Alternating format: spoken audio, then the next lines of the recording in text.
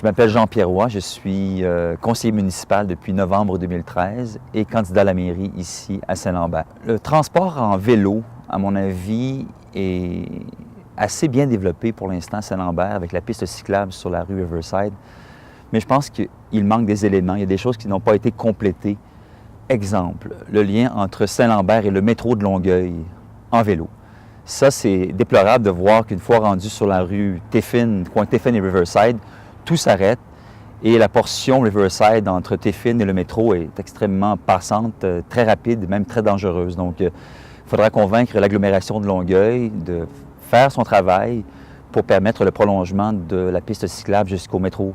L'autre élément aussi, un peu plus délicat, un peu plus complexe, ce serait de permettre le double passage des vélos au pont Victoria.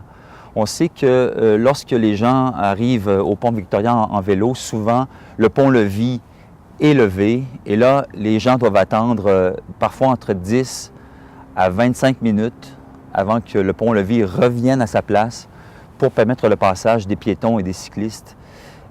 Moi, je crois qu'on devrait se concerter et travailler en collaboration avec le CN, la voie maritime du Saint-Laurent, la ville de Saint-Lambert, pour trouver un deuxième passage pour les vélos. C'est sûrement techniquement compliqué parce que, bon, les deux ponts-levis, tout ça, les embranchements pour atteindre l'autre pont-levis, c'est peut-être pas évident comme tel au niveau structure, mais il faut le faire parce que si on veut encourager les gens à aller en vélo au travail à Montréal, on ne peut pas à chaque matin se demander si le pont-levis sera levé ou pas. Je sais qu'il y a des messages électroniques sur le site web de la voie maritime. On peut savoir à quel moment le pont-levis sera levé ou pas. Mais ce n'est pas très pratique d'aller vérifier sur Internet avant si le pont-levis est là ou pas. Et je pense que c'est un frein pour plusieurs personnes qui aimeraient prendre le vélo pour aller à Montréal.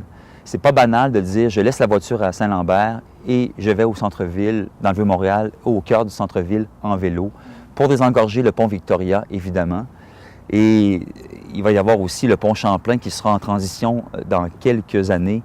Il y aura sûrement un afflux de voitures.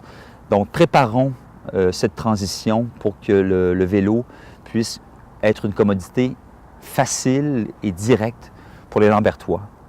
Pour ce qui est de Victoria, même si la rue est vraiment étroite, il faut penser à une façon d'aménager une piste cyclable sécuritaire pour tous. Il y a beaucoup d'enfants qui vont à l'école au Collège du Rocher ou à NDL ou à Charlemagne qui passent par là.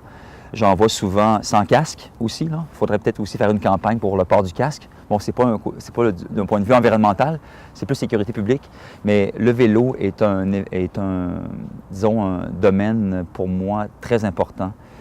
Il y aurait aussi le sujet des trains de banlieue. Le réseau de transport métropolitain qui gère les trains de banlieue a zoné la Rive-Sud en différentes sections. Donc, Saint-Lambert, c'est zone 3. Je crois que Saint-Bruno, c'est zone 4. Et Saint-Hilaire, c'est une autre zone. Ce qui fait qu'il y a beaucoup de gens de la Rive-Sud qui viennent se stationner à Saint-Lambert pour prendre le train à rabais, donc pour payer moins cher leur passe mensuelle. Ils décident de faire le bout de chemin en voiture, disons de Saint-Hilaire à Saint-Lambert ou de Saint-Bruno à Saint-Lambert pour sauver quelques dollars par mois, ce qui transforme tout événement en événement écologique ou zéro déchet. Je pense que les intentions sont bonnes, mais quand on regarde un événement comme les fêtes de Saint-Lambert ou Saint-Lambert en fête, par exemple, où les boîtes de recyclage sont pas nécessairement très visibles, où il y a énormément de déchets potentiels distribués aux enfants, des ballons, des cartons, toutes sortes d'objets promotionnels qu'on laisse distribuer comme ça aux fêtes de Saint-Lambert et qui se retrouvent souvent soit au sol ou soit dans les airs, parce que le ballon, lui, hop, on le perd et il devient une pollution potentiellement pour les oiseaux. Donc, je pense qu'on se drape de vertu avec cette espèce de intention de faire plus vert que vert, mais concrètement, quand on regarde, ce n'est pas le cas. Alors, si on veut vraiment avoir des événements zéro déchet, il faudra en faire la promotion dès le départ. Et quand on entre sur le site, ça voudrait dire aucune bouteille d'eau distribuée à ceux qui passent dans les kiosques bancaires, parce qu'on leur offre un petit peu d'eau. Puis après ça, c'est l'attente de l'architecte, puis il y a un petit peu d'eau. Puis il y a toujours des bouteilles d'eau partout qui sont données. C'est une aberration écologique, ça aussi. s'il y avait des fontaines d'eau portatives partout distribuées sur le territoire, il y aurait un message qui serait passé, ne serait-ce que ça. Ça serait déjà extraordinaire. Moi, je crois que Saint-Lambert a tout pour devenir une ville verte, vraiment une ville verte, et qu'elle devienne un joyau connu non seulement au niveau régional, mais provincial et national, et peut-être même international, parce que j'ai voyagé beaucoup en Amérique du Nord et en Europe, et des joyaux comme des villes comme Saint-Lambert, c'est très rare d'avoir un centre-ville aussi développé, avec une communauté aussi conviviale, où les gens se saluent, les gens se reconnaissent dans les commerces, on est appelé par notre prénom, on est vu, les familles se développent en coopération, les enfants de nos voisins sont aussi nos enfants parce qu'on les surveille, on les regarde, on les connaît.